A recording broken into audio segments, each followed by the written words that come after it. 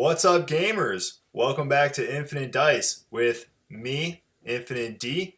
Today we have a 1,000-point battle report of the Stormcast Eternal versus the Ironjawz. This is going to be our second game in our 1,000-point in-house AOS tournament. Again, did not come up with a shorter name. And so without further ado, let's jump right on into it. Enjoy. Real quick look at our bracket as we face off the Ironjawz versus the Stormcast. And for our army list, to start off with the Ironjawz, we have the Allegiance of Destruction and the battle trait of Rampage and Destroyers, which is going to give them an additional D6 movement in their hero phase. The first Orruk Mega Boss is going to be the general, the guy in the front there with the blue shoulder pads. He's going to have the command ability of Wah, which gives everybody +1 extra attack, and the command trait Bellowing Tyrant, which is a unit within D6 inches gets +1s to hit. And then another Orruk Mega Boss right behind him. That's going to be the guy with the Battle Brew, which is +1 to hit and +1 to wound. We have 2 units of 5 Orruk Brutes standing on either side of our 2 champions there. A unit of 3 Orruk Gorgrontas there in the front at the bottom, and then 10 Ardboys way there in the back. That's going to be 1,000 points, even 25 models, and 79 wounds. And a closer look at all of these guys. Again, the general is the guy in the blue in the front, the 2 units of 5 Brutes on either side, Ardboys in the back, and Gorgrontas in the front. Moving right along to the Stormcast Eternal. We're going to have the Allegiance of Stormcast Eternal, the battle trait of Scions of Storm, that's what allows them to teleport in. The Lord Celestiant there in the front in the red, kind of circling him. He's going to have the command ability of the Ferocious Retributors, which is +1 to hit for all units within 9 inches. And then the command trait of the Staunch Defender, +1 to saves for him and everybody else within 6 inches if they did not charge. And then also he has the magic item, the Armor of the Silvered Sigmarite, which is going to be -1 to hit him, which is fantastic. The Lord Relictor over there, he's going to have an additional prayer of the Lightning Chariot, which is going to allow him or a unit to basically teleport, be removed, and put back onto the board within 24 inches, 9 inches away from an enemy. Big block of 10 Liberators with hammers and shields right behind the Lord Celestiant there. And then another unit of 5 Liberators with dual hammers down here at the front at the entrance of the Chaos Temple. Then unit of 5 Retributors behind our Lord Relictor, and then a unit of 5 Protectors behind that. And then following us up at the very back is 3 Prosecutors. Very back there, and that's going to be 1,000 points with 30 models and 76 wounds. Get a closer picture of these guys. And with that, let's roll for mission and get this game going. And we are rolling for mission. All right, Ian, will you do us the honors? Alrighty, let's go. We're going to do 5, which is going to be the 3 places of power that we have played before. We're going to play 3 places of power on the board. And heroes only. We are playing 3 places of power, which are these gold tokens here in the center that you can see. There's 3 of them. Again, only heroes can collect, and you get the amount of victory points for the amount of turns your hero has sat on it. So if you collected first turn, you'll get 1 victory point. If your hero is still on it the second turn, 2 victory points, third turn, etc., etc.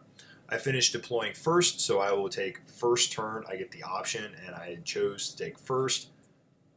I start with my Wah command ability, which pretty much just gives everybody +1 to attack. And using Bellowing Tyrant, which is my Lord's command trait. By the way, my Lord is the blue guy right here.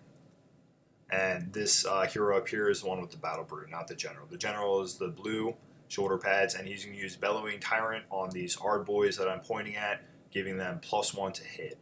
And then their battle trait is Rampaging Destroyer, giving them a +D6 movement. You get that during your hero phase, but during your movement phase you can run. And I knew I wasn't doing anything else, no charges this turn, no shooting, nothing else, so I just rolled for both rampaging destroyers and running at the same time. And got this for additional inches, so my guys are boogieing across the board just like this. My hero is going to collect this token in the center immediately with some brutes behind him and the general behind him. Putting both my heroes in the center, I'll break my general away to go collect one of the other two bases. These Gore Grunters, I believe they're called, are taking over my left flank. My souped up Ard boys are going for my right flank, and some hard boys, with some brutes that didn't get to move very far following behind him. And that's pretty much the end of my turn. I'm not going to do anything else. I'm going to collect 1 victory point for having the brute guy on the place of power. Alright, I'm going to roll to teleport in. Deep strike this unit first. They don't come in. These guys don't come in. These guys do come in. And these guys also come in. What was the roll? We can't catch it. 4. Perfect. Yeah. All right. During his turn, he uses command ability, which is his Lord Celestian here running towards the center. Got to give everybody within 9 inches +1 to hit. That's pretty fantastic.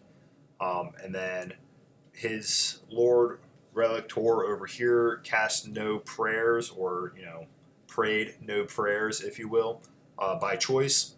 Moving over there, prosecutors were dropped in the back, kind of eyeballing my general, looking to throw hammers at him, and a big old unit of liberators was put protecting the Lord Relictor. The prosecutors shoot, pew pew pew, put a wound on my general, as you see there. The dice of consequence we're rolling for top of battle round 2. 6, that feels good. 4, I'll go first. Here we go. So I want the top of battle round 2. I'm going to use my I'm going to use my Bellowing Tyrant, which is my general's command trait. And I rolled a 6, so he gets 6 inches. So he's going to Bellowing Tyrant, put it on the Ard boys again. And then, of course, I use my Wah command ability to give everybody +1 attack, which is also pretty brutal. My movement's going to be like this. I'm going to move the Ard boys up to take on these liberators, the brutes following behind them, and these Gore Gruntas over here still protecting my left flank. And then charges, the Ard boys are going to get in, and the brutes are going to get in over there. This is Ian eyeballing the situation, not entirely happy about all this devastation that might be happening, and some delicious Taco Bell, of course. All right, this is combat. First, I would like to say my Lord with the Battle Brew that gives them +1 to hit and +1 to wound, which I find to be one of the best items in the game. My Lord attacked his Lord right here and completely whiffed. It was pretty devastating. The Retributors put 7 wounds, that's what the marker is here for, 7 wounds back onto my Brutes, doing quite a bit of damage. My General over here is hiding. He did not join in any of the fun. By the way, I just hit him over in the corner of this Chaos Slab. Attacking in on this unit of Liberators with the command ability, they have +1 attack each. And with the battle trait, not battle trait, but his command trait, they're going to have +1 to hit. So I'm looking at 40 dice and 3s and 3s. 40 dice, these guys are hitting. Oh, it's going to take forever. And 3s. Why did we decide to film such a boring part? To see the slaughter. I'll re-roll that one. And 3s. I hope I got them all. I'm not caught cheating on film.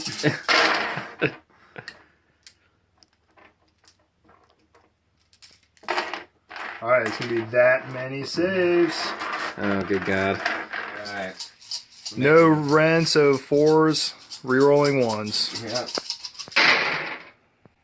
Ouch. Okay, re-rolling this.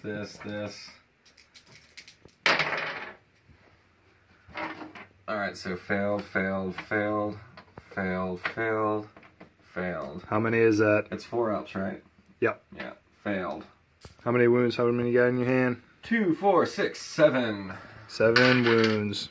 I wanted to get that on camera because I thought that was fantastic. 40 dice hitting on threes, wounding on threes. These guys can really start packing a punch. I didn't realize the command ability of the wall adding +1 to hit gets so devastating. So this is the picture. He did 7 wounds, or I'm sorry, these Ard boys did 7 wounds into these Liberators, and he took them off right here in the center to try to negate the pile-in of these brutes down here, which was a fantastic play. Unfortunately, they did have the 3 inches to the Lord Relictor, which he also thought about not doing for that sake. So the brutes are going to pile into the Lord Relictor, only getting a few attacks back, but they put 2 wounds through. That brings us to the end of my turn, the top of Battle Round 2. I'm going to collect 2 more points for my Mega Boss being in the center here, since he's been on it for 2 turns now. I have 3 victory points all day. Ian and the Stormcast have 0. So now we are going to go to the bottom of Battle Round 2, Stormcast's turn. We didn't get the rolling on camera, but everybody else comes in. The Protectors come in over here, and the Hammer Liberators come in over here. Again, you have to go within 9 inches, so the 9-inch charge is the most important part. One big thing, of course, he uses command ability to give everybody within 9 inches +1 to hit, which ended up being these Liberators over here as well. He failed his prayer, this Lord Relictor up there. On a 3-up, he has the prayer that allows him to teleport. The Lightning Chariot, which removes him from the board and can set him up anywhere within 24 inches, 9 inches away from the enemy. Failed that prayer. That was his saving grace to get this guy out of combat with all those brutes that are piling in on him. And I'm guessing put him over here with his Protectors, or trying to get some victory points out of that guy. That's a picture of them coming down into play. Movement, these guys also move up. The Prosecutors move up just a little bit. Lord Celestial's cape, he flings his hammer cape, and these Prosecutors shoot into my general, putting on 2 more wounds. And then we are going to roll to see what makes the charges. We can make the magic happen. Need 9s. What'd you get? 6, not quite. Alright, roll for these guys. Yep. They got it all day. They got 10. Awesome, they're in. As you saw, we rolled to see who would come into play. Again, they fall into teleport in 9 inches away from the enemy, so you need, 9-inch charge. Over here, the combat, my Lord attacked into his general again, did not whiff so hard this time, putting 4 wounds through, which was pretty nice. And then the Gore Gruntas attacked, came back up, and finished off the Lord Celestiant. And there's a picture of the Lord Celestiant not being there. The brutes came over and finished off that last Retributor. Now for this pile-in for his Lord Relictor. Oh man, that's a lot of brutes you're facing down right there. Lord Relictor, best of luck, my friend. And of course, he also gets wiped out. The brutes just are, I think they're 5 attacks each, 3s and 3s. Ren -1. So that kind of brings us to the end. This is the bottom of Battle Round 2. Both of his heroes are dead, which means he's not going to be able to pick up any more victory points. Even if he kills both of mine, I'm still going to win at 3-0. His Protector's way over here at the top. I'm not exactly sure what that idea was. I'm guessing he wanted to teleport his Lord Relictor over there. I think the idea was maybe to flee from combat and then try to get the top of the next round and teleport him over here. We ended up stopping the game because, again, he cannot come back and win this at any point. And the brutes, I mean, this whole army over here is just going to come swallow this all up. It's looking pretty devastating for Stormcast. And that's a wrap. As you saw, it was a quick match, only got through 2 battle rounds.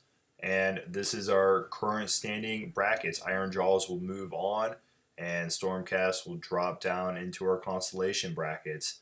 That was my first time playing the Ironjawz. It was fantastic. They were incredibly aggressive. The wall command ability giving everybody an additional attack, and fast for having the slowest movement in the meta at 4-inch movement. Their Rampaging Destroyer from the battle trait of Destruction, moving extra d6. You can give more with several of their battalions. One in particular gives them another d6 movement. So they are boogieing across the board. Often have 10, 14-inch movement. So aggressive and quick. You can't really dissect it. It's not an army that you can pick apart, take away this or that, and the army crumbles. Everything works very powerfully individually and by itself and all together. I'm excited to play more of them and to see who they face, the Bone Splitters or the Skaven, and to see how they do and continue on. Again, the Stormcast fell. Could have been some tactical issues, but I don't know. It felt like they just got kind of smacked by the Ironjawz. That will be our tournament conclusion, and can't wait to see you guys next time. Again, don't forget to follow me on Facebook, Twitter, and Instagram, and of course, like and subscribe. Thank you so much.